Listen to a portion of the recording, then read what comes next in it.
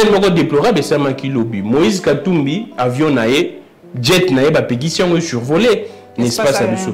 Pourquoi on ne sait pas? Moi je me rappelle bien Etienne Tshisekedi a fustigé ma pratique quoi sous Kabila exactement et toujours y batté mboka na biso soki toujours kozongo au lieu plutôt que le bosso ou soit tergiversé mais toujours kozonga kana sima et puis on ça na canaille dossier na communion toujours koyoka non jugement ya lithium failli battre quand plus de 154 millions oui ba batterie makambo belé battre qui on a 33 millions et puis moi on a détourné jusqu'à présent justice a yoke clamé en public mais la justice ne dit rien. On citerait les noms. Il y a membre du gouvernement qui s'agite. Battre qui gisement à lithium ou les minéraux d'avenir. C'est-à-dire que dans 20 ans, 30 ans, c'est ça ces minéraux. Et que Simba Congo, mais Brada on a 33 millions. Et puis moi on va lire ça la telle le président a pointé du doigt la justice. Mais tout le monde est jugement va démissionner, il y a Tricom, il y a tribunal de commerce, il y a Lubumbashi. Alors bien le moment important, manipulation politique, instrumentalisation politique. Yes, il y a lobby que non, mais quand on a été, et ça va juge tendre de Bazamabé. Prêcher l'équipe Makasi. On appelle ce exemple. Atani Kombo ya Peter Kaze na ba proche Mokonzamboka. Ya on peut lancer en Argentine ngobila. Ndé ba tuno baza ko loba parce que on na sukisi. Ndé ba baza ko loba que non, mbo eza ko yate ba be woni rétrocession. Eza ko yate. Écoute, ça a retenu à la source. Donc so baza ko appliquer rétrocession, c'est-à-dire que baza ko tout ça mo be ko mboka te. Mo be ko mboka lobi à la source. Mo be ko mboka lobi retenu à la source. Donc, si on va faire ça, on peut faire un bon côté. Les juges ont démissionné. Gentiment, il y a un européen. Ils démissionné pour que on la dise que non. Baza osala makambo ndenge mibeko mo resengite ndenge yo esengeli travailler malamu baza opesa ba moyen nango te démissionner. Nazana mawa mingi bandeko ya kozana bino na mokolo na lelo bino moko boyebi situation tozali ko vivre lelo plus de 140 morts. Na profiter na télévision na bilili ko pesa ba condoléances vraiment les plus attristés na ba famille nyonso ba perdre bato na bango pe na ko yamba mwana mboka Gramik Nkangi to sora masolo ya mboka masolo ezali ebele papa Nkangi merci mingi ya kondima invitation na biso pour na mokona lelo ngande na ko remercier émission monene oyo asololi émission oyo et c'est confirmant sur le plan médiatique congolais. Je pense que santé, Eza Malunga, mais sauf que psychologiquement et moralement, même spirituellement, on n'est pas au point du fait que Bande Konabiso, Batiki Biso, to Utikozala, et les Kikaka jour, moi mingité na massacre ya Kishiché, où Kendagi na 300 morts, et lundi, na Boutou, lundi, na mardi, tous autant déjà n'a plus de 145 morts. Le gouvernement et la police, 141 morts, ils ont toujours un bilan officiel, un bilan où ils ont non officiel. Et un bilan où ils ont non officiel, autant déjà 150 morts. Et ça fait très mal. Congolais ont koufa partout. Na est bazo bomanatan qui massacre ya Kishiché, tout le monde na Kwamut, bazo koufa na Kinshasa susu, baza akoufa. Et na koufa nyonso wana raison cause eza kaka moko. Absence d'autorité à l'État. Papa Nkangi to bandi mbala moko. Lelo bana mboka mingi ponga la tanga kabino mingi ngana zorobation des cloches nyonso pour émission na mission ezali penza émission très ouvert sans nini sans kolinga ko pencher na tendance moko. Bana mboka mingi balobi ndenge outi koloba awa manque ya l'État, ya présence ya l'État donc baza ko condamner na situation oyo. Ngobila mbaka photo lo bango ndenge wana balobi en tout cas yende moto azali numéro 1 ya ville ya Kinshasa to koki kokoma na situation ote bala mboka musu balobi te boko ko fait sa faute nyonso na ngobila mbaka te parce que yé pas zo kambongo mingi te azoze la rétrocession ya ville ya Kinshasa ba pesa ka epenza malunga te pesa likambosie banda kala bilo moko yebi ba congolais nde bazala ba websa biso je boku pe mayetondaka Bruxelles mayetondaka Allemagne zali catastrophe naturelle papa Nkangi yozali moto ya bwania responsabilité ah, on a une situation, il y a 140 morts officiellement et plus de 145 morts non officiels. Responsabilité de ça, Ngonga Oyo. Ville à Kinshasa, ils sont gérés par le gouverneur de la ville. Donc, étant que le responsable numéro 1, d'abord, il y a ville, c'est lui le responsable. Là, on ne peut pas aller de gauche ni de droite. Les responsables de la ville de Kinshasa, c'est le gouverneur. C'est lui qui représente le président de la République dans la ville de Kinshasa. Donc, ce que Batoba Koufi, pour na makambu loko la tomoni, ma yetondi, na yoki gouvernement central à lobby Keza parce que nous avons des constructions anarchiques. Quand vous dites qu'il y a des constructions anarchiques, donc vous nous donnez raison en disant que l'absence de l'autorité de l'État, comment est-ce que dans un pays sérieux, il doit y avoir des constructions anarchiques si l'État existe? Mon salaire, il y a l'État, il y a ordre et il y a désordre. Parmi les missions, il y a les bossons, il y a l'État, il y a ordre. Maintenant, ce qui est désordre, parce que construction anarchique, il y a désordre. Désordre, mais l'État est incapable. Il y a ordre et il y a désordre. Que fait le ministère de l'Urbanisme et Habitat? Ce qu'il y a lobby que non, c'est parce qu'il y a des constructions anarchiques. Mais dites simplement et clairement à la population, c'est parce que nous, le gouvernement, nous avons failli. Nous avons failli. Permis de construire, lotissement, donc certificat d'enregistrement. Maintenant, quand vous faites ça, et après vous venez décrier que non, c'est parce qu'il y a des constructions anarchiques. Mais c'est simplement, c'est pour dire indirectement. Il y a peut-être qui se rendre compte que responsabilité c'est la que nos construction anarchique et persister. Maintenant qu'on a la construction anarchique, n'a évité que ba caniveau nyonso ya mboka ou eza bouché. Mais papa Nkangi, ba c'est que biso na dernière pluie au qui koleka wa ki ba curer ba caniveau, ba curer ba rivière. Na évité yo moto tambolaka. Est-ce qu'on moni déjà esika o misala ngo e bandi? Oh, bah ça curer penza pour la première rue c'était la catastrophe hier bah image bazotine de la biso c'est mboka mobimezala qui sous eau la plus haut et salamaki oh il y a l'indité oh et salamaki oh bah ça qui réunion au conseil des ministres oh le président a dénoncé que non il n'y a pas un plan d'assainissement. On a vu les ministres des ITPR Guizaro qui a annoncé que non et Sengeli Babanda ko curer tout le monde pas bandaki mais à sali action moko ponctuelle de manière isolée c'est-à-dire à sali ka une fois pour voiler les gens, pour que ça même, que zoba même, mon konzambo, pas mbaté mon konzambo a décliaki. Maintenant pour que ba kosa mon konzambo a bazo sala mon sala, tout le monde qui a bandaki moi na ba koué moko isolé. Mais ça là ka jour moko. Moi je surveille ça. Jour moko ba si ça qui mon sala te. Jour moko ya wana ba conséquence nango tout le monde lobby batu batondi. Maman pour le bilan est assez tellement très lourd. Non mais kana tangela bandeko oyo toza oyo baza kolanda émission na biso asololi ba comprendre que à part ba mort ba ménage est belé ekwe bandako ebukani ba ménage est belé ba tête érosion et ba kisami naza na bilan awa il y a la police oui exactement je dois lire ça voilà plus de 141 morts. Oui. Donc, plus de 137 morts. Exactement. RN1 coupé, mais d'abord, Missa les bandits. En 2, 38 787 ménages inondés, 280 maisons écroulées, 64 nouvelles têtes d'érosion dans la ville de Kinshasa. Après une pluie, le député kinois Mike Mokebai fait le grand déballage et établit les responsabilités.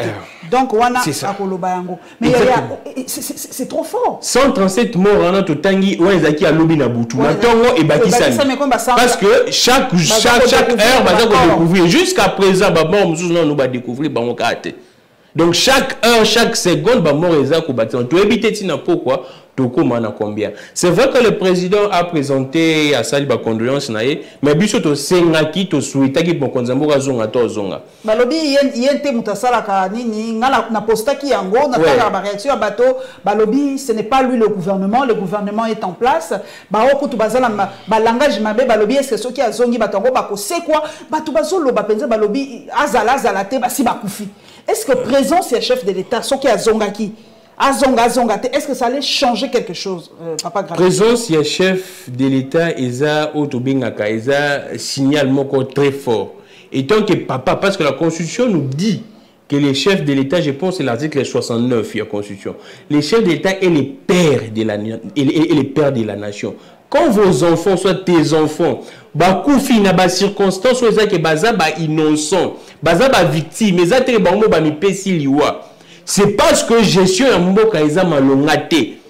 Banana yo bakoufi. Et puis bakoufi est belé na mbala moko. Ce que ça rabat nous on allait parler déjà des massacres.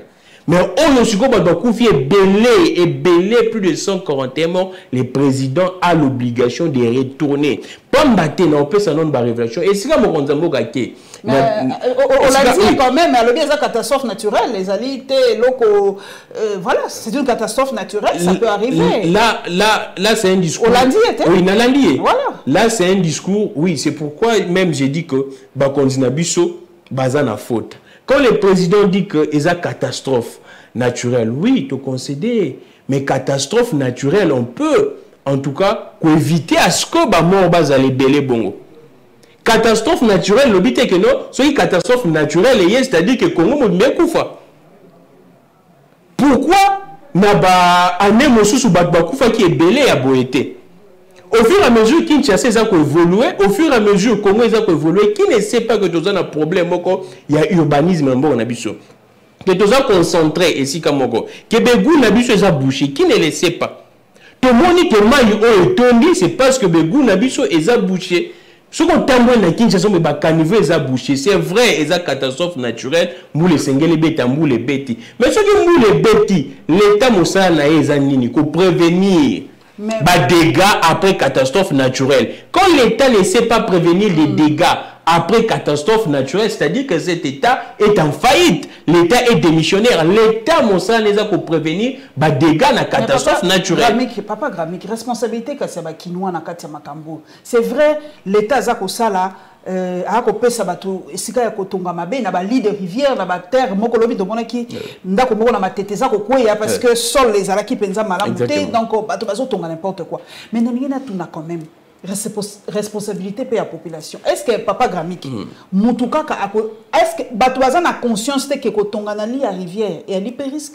Est-ce que Moutouazan a conscience que place où na ko vanda ezamabe? Est-ce que Moutouazan a conscience que na zu plastique na bois qui na nzela ezamabe? Est-ce que biso ba kinois tozan na part ya responsabilité te na ba catastrophe o ils ont comme na biso moko tozo ba poubelle tozo boka na begou biso moko ba plastique tozo boka n'importe comment. Est-ce que biso moko pe tozo participer te na destruction environnementale ya Kinshasa? Na kozonga na question wana mais na loba déjà d'emblée que la population azata na faute mon côté. Mais na bombi yango non. Na après sa révélation mon konzambo à les États-Unis na sommet ya États-Unis na Afrique. Jusqu'à présent Mutayambi Bango c'est le secrétaire d'État américain. Et ça, il y a 3 jours, je pense, si je ne m'abuse. Depuis Bakomaki, et Bandaki lobby, Lelo et Souka lobby. Joe Biden a annoncé que non, na koki kozala na dernier jour. Mais jusqu'à présent, il est ministre des Affaires étrangères américain, donc plus de 50 présidents africains, c'est plus de 50 présidents africains effectuent un déplacement pour être reçus. Aussi longtemps, Joe Biden n'est pas ailleurs. Joe Biden est aux États-Unis. Et ça c'est que non, voyage. Non, Joe Biden est aux États-Unis. Il a un déplacement. Mais Joe Biden s'est dit que non, na Rosala na jour à Souka. Comment expliquer cette humiliation? Et maintenant, le président, avec cette humiliation, d'abord, Pesibino, par États-Unis, Bandekonayo, Bananayo, Bakoufi, parce que ça perd de la nation, le président a dit qu'on a raté. Et puis, là, qui n'est plus loin, dans ce moment où il y a Afrique et États-Unis, Pesibino, combien? Pour l'Afrique mobile, 55 milliards.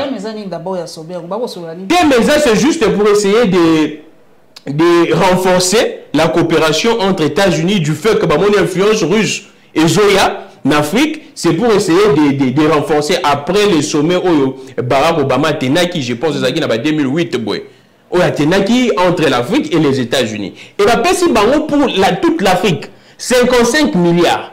Donc dans le pays sur l'Afrique, je pense que nous sommes à 52 pays.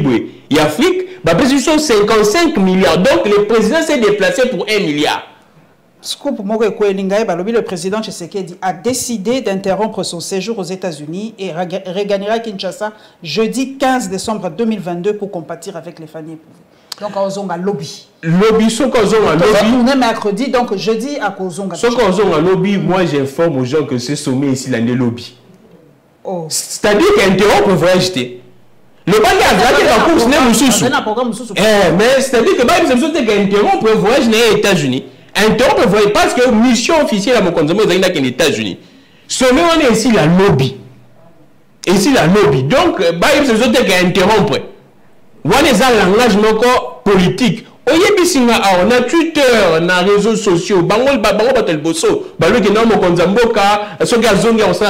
mais c'est quand même irresponsable de voir que non, la maison brûle, les responsables, les pères de la famille, moi je continue à vaquer librement dans l'occupation, aussi longtemps que la maison brûle.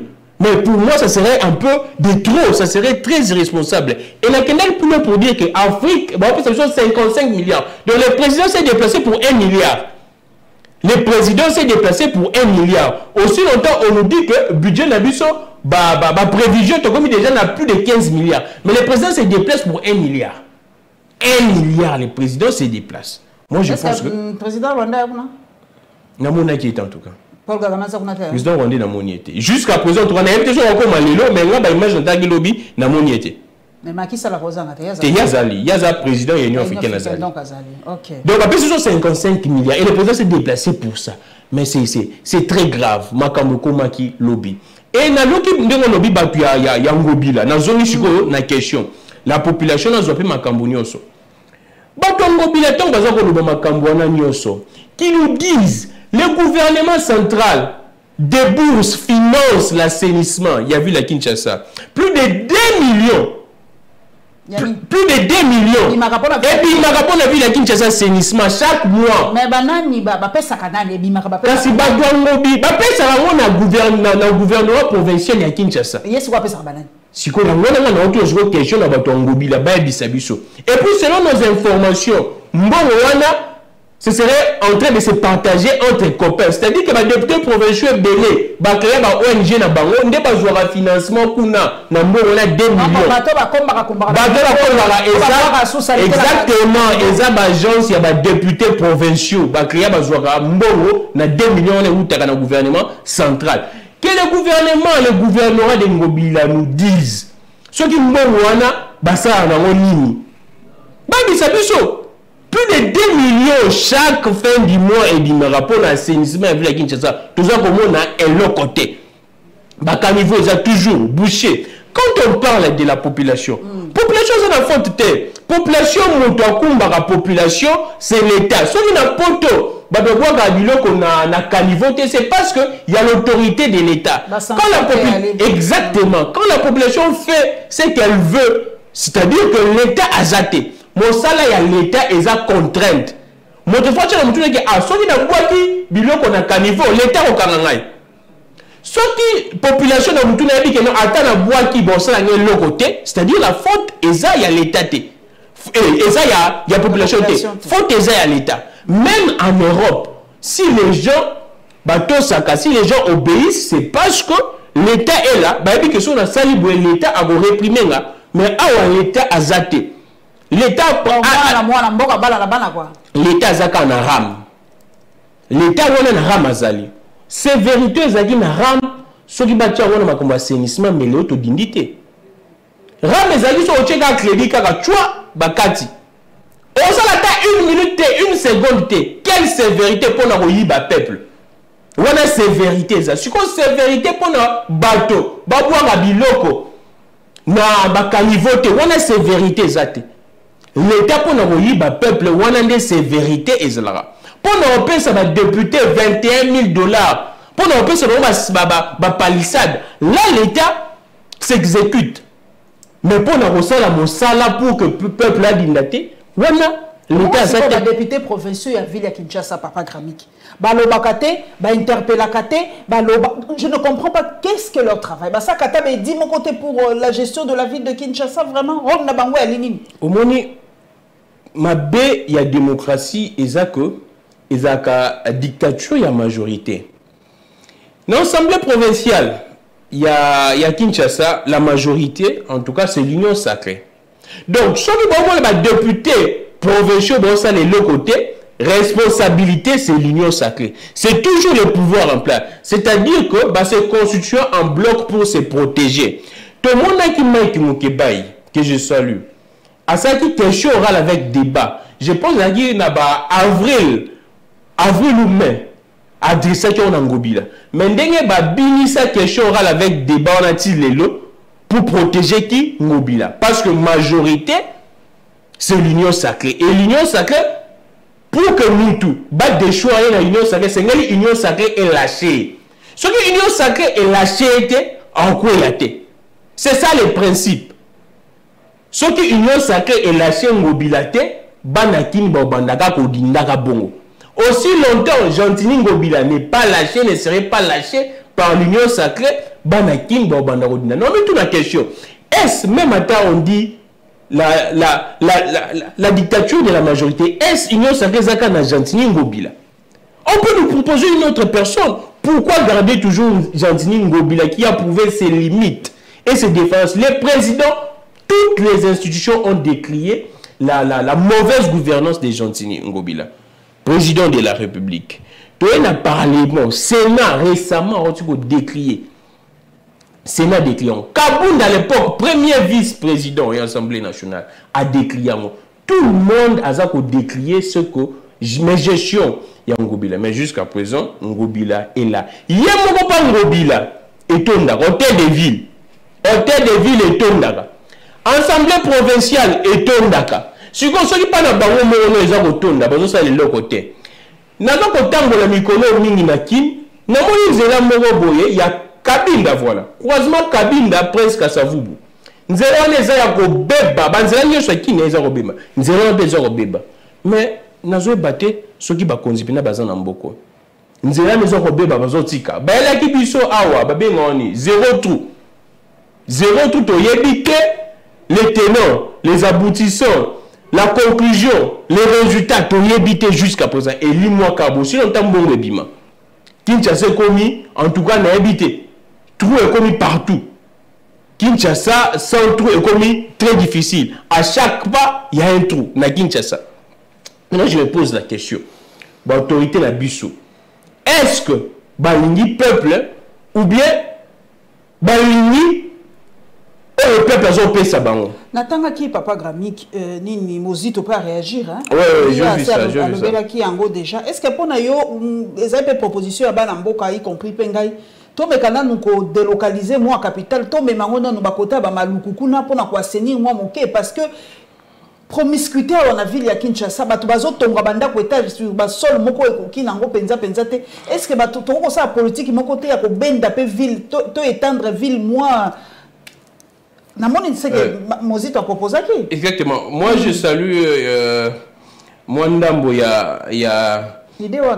y a pertinence au Mozito à proposer à chaque fois. Il est là pour proposer. Alors, concernant les inondations et morts causées par les pluies à Kinshasa, j'avais dans ma 6e tribune depuis 2015, Kinshasa, l'enfer au paradis, proposait l'extension de Kinshasa vers Maluku afin d'y implanter la moitié de la population quinoise actuelle, 20 millions d'habitants. Mais par contre, dans Makambo, Bazalarate.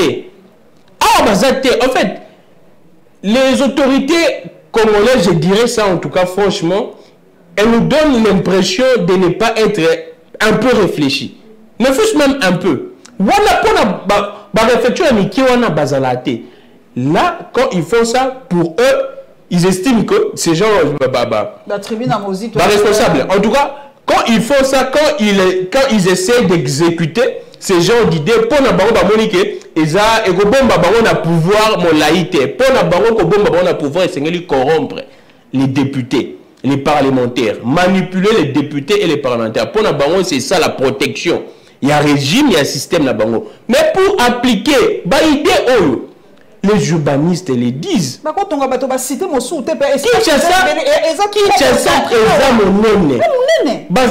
pas, il y a densité, il y a peuple. Vraiment. impact, il y a densité, il y a peuple, na sol. Pas aussi longtemps, toza et belé, on constitue un poids, na surface moko X. Si la surface est en mesure exactement, si la surface n'est pas efficace pour contenir ces poids, il y a tout le monde a tête d'érosion, tout le monde a s'écrouler. Exactement, écoulement de terre, ainsi de suite. Mais jusqu'à présent, l'autorité calcule wana bazan en moté. Na mona ki bagi na Fachi City, je pense. Et ça va bien. Et banda tato moi ébauche to quelque chose ya Fachi City yango. Na yebité. Il fallait savoir puis Fachi City yango. Ah, balobaki na ba maluku ka kunati. Fachi City jusqu'à présent. Jusqu'à présent naza ko ebaté. Fachi City jusqu'à présent balaki nango ekenda ka boye. Et puis Fachi City ata ba nango ba la biso Jean-Claude Van Damme. Ben Jean-Claude Van Damme tu éviter zo ça ni na Fachi City jusqu'à présent ekenda ka boye. Et jusqu'à présent, aucune initiative, ni de la part du gouvernement central, d'essayer d'étendre extension. Il y a vu la Kinshasa. Exact. N'enye kaka mondela tika biso.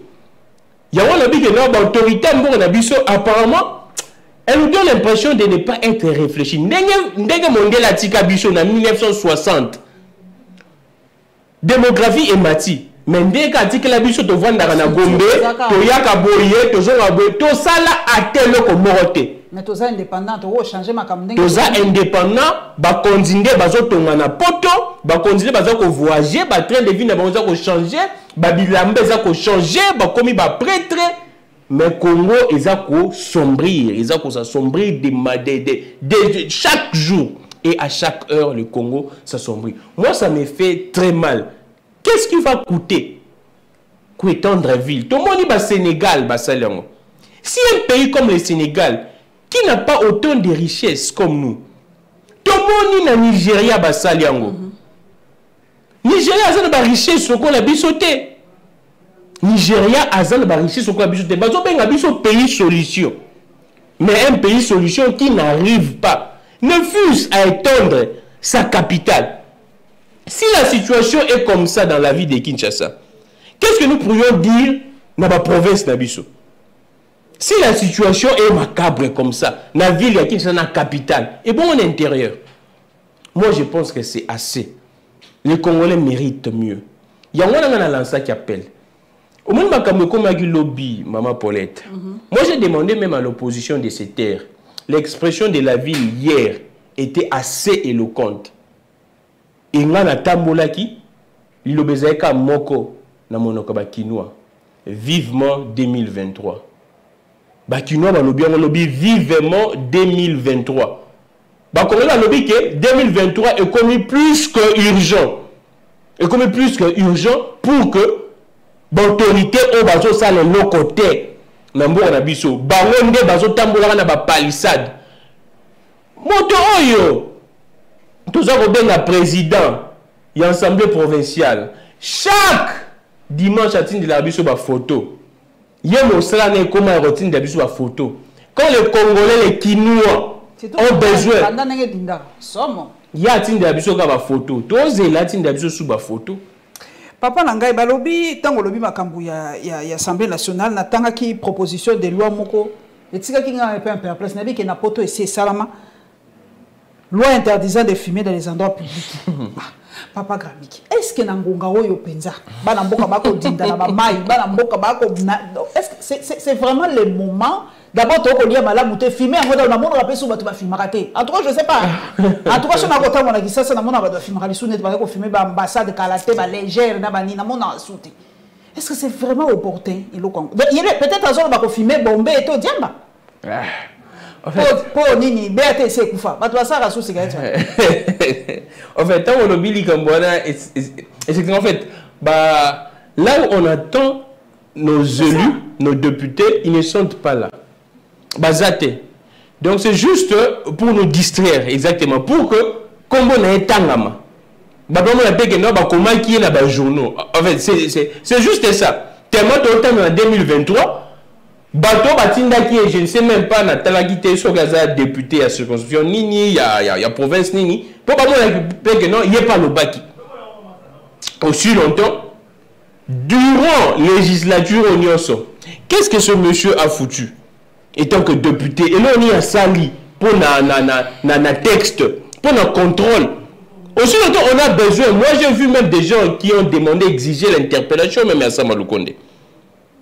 On n'interpelle pas Sama Lukonde. On n'interpelle pas Sama Lukonde parce que Barout Mouzoussou les appels au Beba et ils ont la prérogative, ils ont la charge au gouvernement central. On n'interpelle pas Sama Lukonde. Tout le monde est route nationale numéro 1 et Katani. Mais quand même, là c'est le gouvernement. On va réagir vraiment à la promptitude Makassi. Hein. Déjà un jour après, mais ça a déjà bâti. Hein. Parce que c'est une route vitale dans Baro où on met la route déjoutée. Maman Paulette, c'est vrai, c'est bon de réagir rapidement comme ça. Est-ce qu'ils ont fait un bon diagnostic?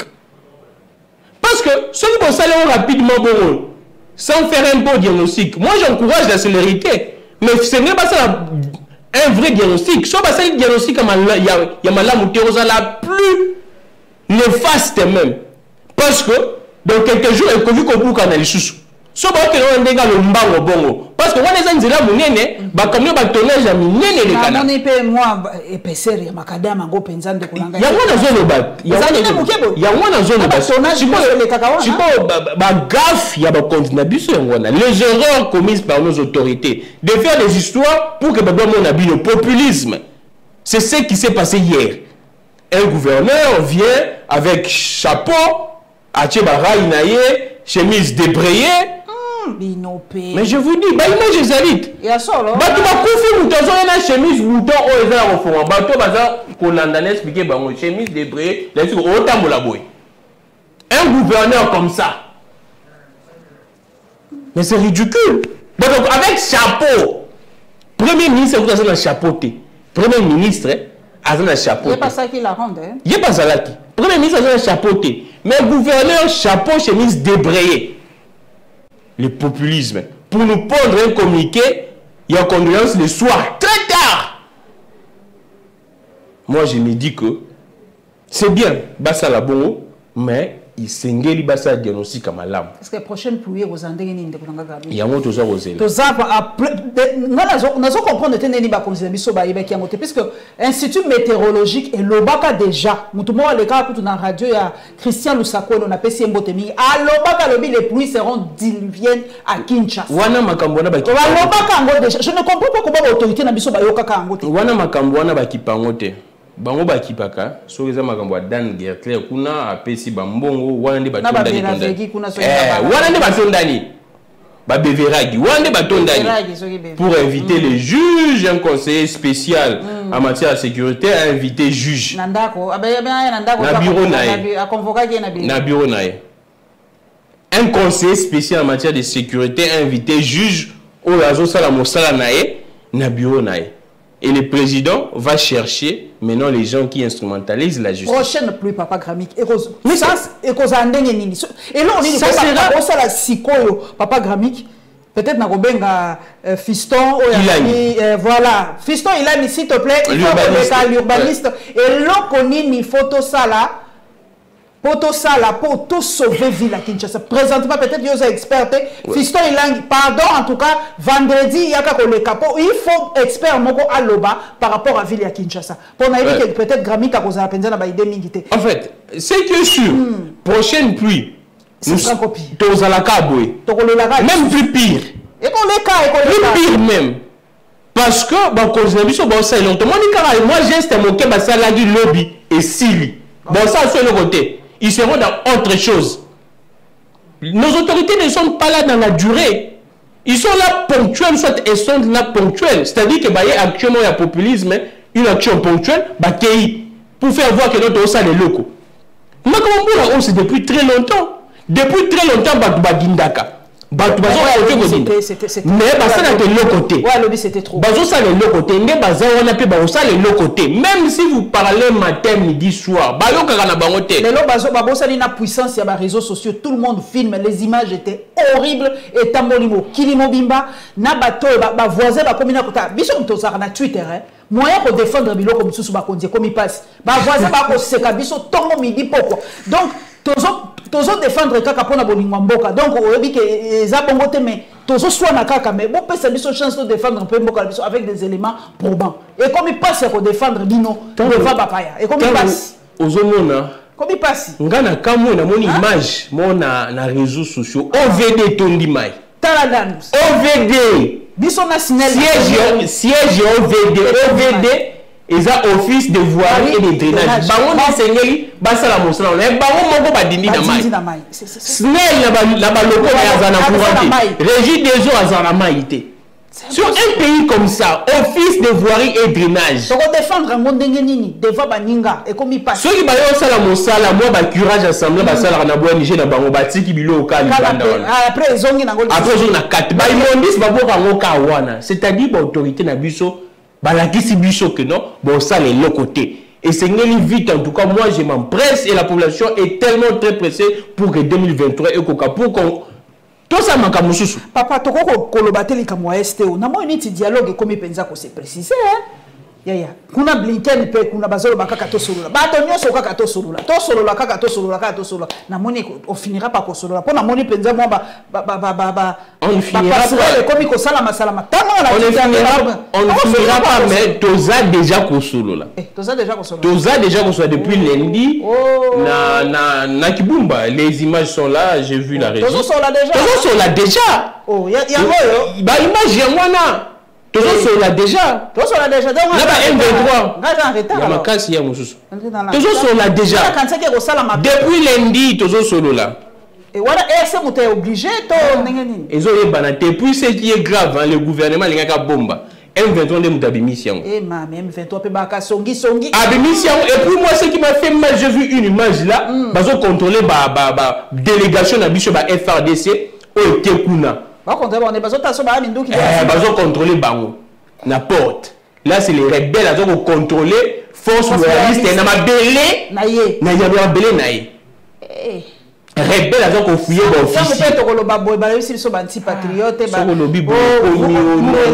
nous faisons ça mais les images existent sur les réseaux sociaux et c'est les M23 qui a balancé cela mosusu nga la mona ki tata wana keti na école akolobela bana ça fait quoi ça moi choqué nga makasi non mon image le gouvernement avait dit n'a rappelé devoir de mémoire que nous n'allons pas négocier avec les forces terroristes et c'est lui va se retirer 48 heures ngo balobaka yango va se retirer yango na tomoni ba blague nyos tomona après lobi okoma réinsertion makamna bangwana nous désarmement réinsertion biloko na nyoso après lobi toka sur ces zongi et bateau ba jouer ba jona nyoso ba kontina biso moi je ne dirais pas que ba kontina biso baza ba victime so que so ndeni ba kontina biso pe baza na 4 baza ba complice na oza ko salema wana ba kombo neti ba union européenne sanctionné ba ko bato wana kuti ba kontina biso kaka parce que moi je ne peux pas comprendre et ya sewana qui n'a pas décrié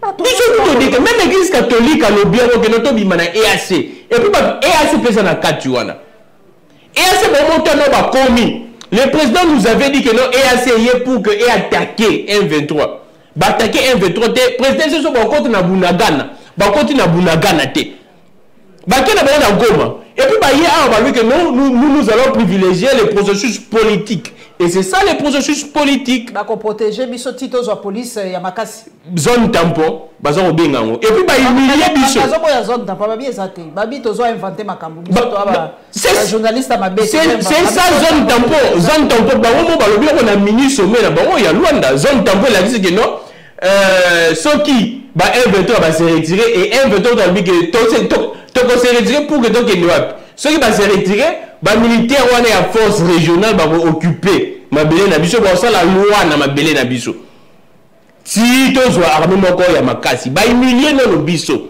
mais c'est très grave de voir ces images et le gouvernement a bomi ba image moi j'attends prochain briefing à Patrick Mouya il va dire quoi gouvernement a bomi ba image c'est les rebelles qui dévoilent ces images avec que notre solo là na bateau et c'est très yem da ben sarabino Patrick Mouya bo tourner question wana yo ka na de briefing en nga ben sangata yo ko na raté là c'est une rencontre ya ba copain na ba copine ba kutana kawana bato na ba question mususu batika bongo ba question déjà ba pesi bango déjà batika bongo ngana onzela soko lobani. Les images sont là. Les images sont là. Il y a même des vidéos. Moi, j'ai des vidéos. J'ai des vidéos d'Eni Bazo fouillé, officier Nabiso. Et Willy Nouma est là. Et moi, je dis que c'est une honte. Tant tous à la moi, groupe, moi, il y a rebelle. Force loyaliste, et Coca Cobundi, ça va être bouté bango de honte. Mais ça, oui, bah, pays, ça, si ma bango paye, tout peut s'appeler faute. Mais quand la RDC, la RDC, une contre.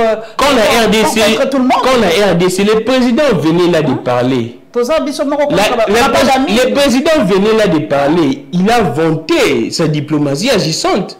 C'est ce qu'il a dit. L'adresse n'est pas sous l'état de la nation. Il a vanté la diplomatie agissante. Diplomatie agissante et Zawabi. Diplomatie agissante et Zawabi.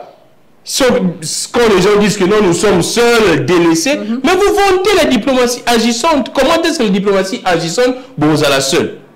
Moi, je ne sais pas. Aussi longtemps, la RDC a tous les minéraux possibles, toutes les richesses. Comment est-ce que nous pourrions être seuls? Le Rwanda qui n'a aucune richesse, le Rwanda a Zanabatumusus.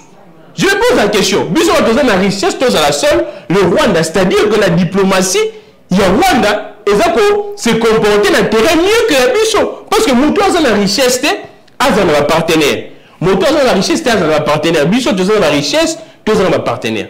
Moi, je pense que, bah, quand on a Bissot, bah, l'activité sonios. Tous a sur les côté où c'est que tous là, tout le monde a que non, bah, quand on a Bissot, bah, ça kokokate. Nous avons tous vu, oh, bah, quand on a Bissot, va produire Bissot comme médiocrité, comme mégestion, comme ridicule, comme humiliation. Donc, tout ce qui est sur les locaux montés au zéla, où ils ont toujours au zéla, bah, c'est la Bissot, élection. C'est vrai que Moutou peut mis un calendrier, en gros, un mois, il y a un enrôlement, il y a identification. Aussi longtemps, la CENI nous parle, la CENI n'est pas habilitée, il y a que brandir Bissot au calendrier, il y a identification. Identification, c'est le ministère du plan dans ONIP, mais actuellement, il n'y a pas de contentieux prévu. Donc tout est pratiquement toujours au moins clairement que non, c'est pour vous mettre en face ou soit face, il y a glissement. Merci beaucoup Gramik en tout cas. Docteur Mukwege a sali moi allusion à l'objet qui population et limite à qui qu'on s'est présenté. Est-ce que docteur Mukwege a sa chance d'être je sais pas. C'est un Congolais, il a fait ses preuves à la qui maillait les naïs, dans le monde Mobimbaza qu'on reconnaître maillait les naïs, bah prier belé. Est-ce que ça fera de lui forcément un bon président en Gramik? C'est ça la question. Il a en tout cas tous ses droits. Moi je pense que maillait les naïs et les gars battent belé. Ceux qui battent nous au baza maillait les kokokana naïté, baza président, soit baza qui président dans Mboka Oyo. À quoi bon?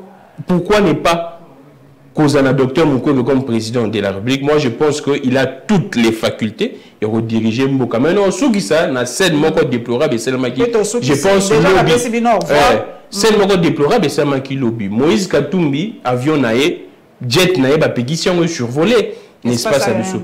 Pourquoi on ne sait pas? On ne dit pas la raison. On ne dit pas la raison. Et je ne sais pas. On ne dit pas la raison. Pourquoi est-ce qu'on interdit à Moïse Katumbi de survoler? Même si l'avion les a bien, ça va ah, mais à quel Zambie va payer autorisation? Bon, moi, dans jet, c'est ça la Zambie? Mais habiter sur quoi? Ceux qui est salami, n'dengeni. Mais ceux qui. La régie, je pense à ça dans la vidéo. Tu es balobi à quelqu'un qui est Zambie par route. Exactement. En fait, à quel Zambie? Alors bien, on a vidéo qui nous va autoriser survol, c'est-à-dire que va passer autorisation survol à jet naé na Zambie. C'est-à-dire un monsieur sur entretien, il y a jet naé c'est na Zambie. Soit il faut qu'il y a awa pour que akende.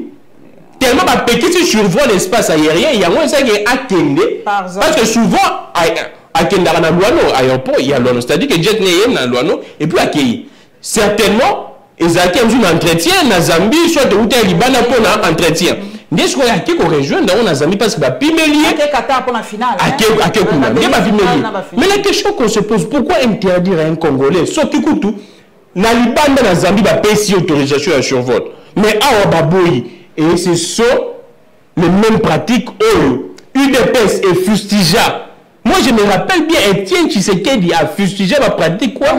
Sous Kabila, exactement, Étienne Tshisekedi a tellement ma pratique. Il y a Étienne Tshisekedi a fait ça, a tellement ma pratique.